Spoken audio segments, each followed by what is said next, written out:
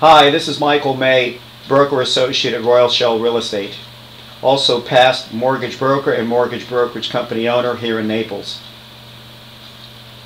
Last night I had a great meal with a gentleman who was involved with the Federal Reserve.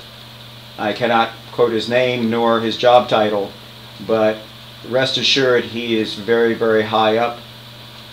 He knew Greenspan, he knew Bernanke, and he knows Miss Yellen, who is coming on board.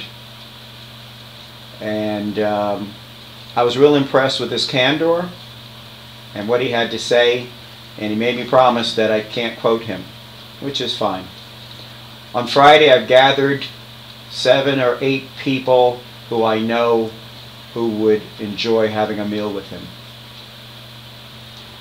Some of the people who are going to attend is a retired demographer from Washington, D.C., her husband, who is a retired professor of finance, as well as a physicist, which I find to be interesting. Also, there are going to be a couple of mortgage bankers there who are going to look forward to meeting this gentleman.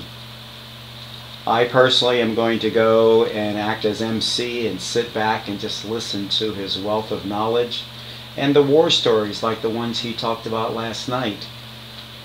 He made a point that if we had to spend $4 trillion to pull ourselves out of the recession that we had due to the finance, wouldn't it have been better to spend $1 trillion to keep Lehman Brothers and to keep AGI and Morgan Stanley?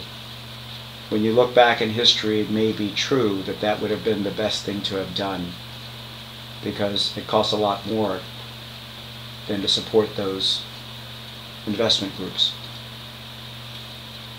We talked about something that I was very close with. I used to do a lot of mortgages through World Savings Bank, and World Savings Bank had a negative AM product, which meant that if we were based on the cost of funds index as an index plus a margin, and we were selling that at 1.5%, the actual rate on it was sky high, 5 or 6%. So every month that someone made a payment less than the actual payment, the difference was added to their mortgage. So their mortgage was actually growing. And in our meetings at World Savings, we would be told that you could tell the client that their rate of appreciation in the strong market is greater than the deferred interest that's accruing on their loan. Well, we all know that that really didn't work out. Anyway, we talked about Wachovia and their acquisition of Golden West Savings and the branch of them that had the most holdings, which was World Savings. Wachovia purchased Golden West Savings for about $25 billion, knowing that World Savings had $122 billion in mortgages on the shelf.